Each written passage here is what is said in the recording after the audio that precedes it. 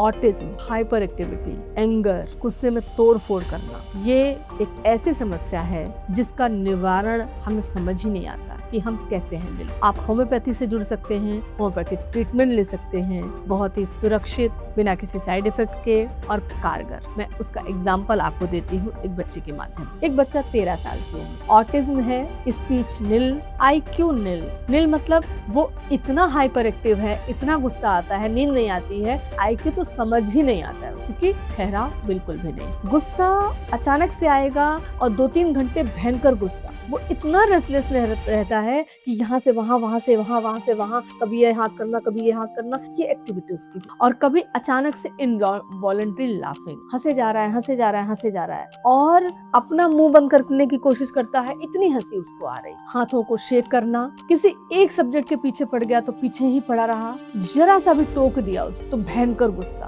तोड़फोड़ मचाना, सामने वाले को मारना। नींद मुश्किल से 1 से 1.5 घंटा या 2 घंटे, पूरे टाइम जगना। भूख नॉर्मल है, खान पान में सब कुछ पसंद है, कोई खास चॉइस नहीं। हथेली और कलमों में बहुत पसीना है, घूमने का शौकीन है और खाने का भी शौकीन। उसकी होम्योपैथिक मेडिसिन देने के बाद सिमिलिमम, होम्योपैथी में व्यक्ति विशेष का ट्रीटमेंट होता है और हम एक उसके स्वभाव को लेकर के एक दवाई का चुनाव करते हैं और वो दवा उसको देते हैं। धीरे धीरे उसकी नींद बेहतर होने लगी, वो 6 से 7 घंटे 8 घंटे सोने लगा। नींद बेहतर होने के बाद उसका गुस्सा कम हो गया, गुस्सा कम हुआ, थोड़ा ठहराव आना शुरू हो गया उसकी लाइफ में। जब ठहराव आने लगा तो माँ पिता की बात सुनने लगा, नमस्ते का जवाब देने लगा, बोल अभी भी नहीं रहा है, इशारों से बोल रहा है लेकिन चीजों को समझने लगा। रसोई के काम माँ की मदद करने लगा। बर्तन उसको बिल्कुल पसंद नहीं है गंदे रहें। इसके पहले तो वो सब चीजें दिखाई ही नहीं देती थी, समझ ही नहीं आती थी क्योंकि गुस्सा इतना ज्यादा था।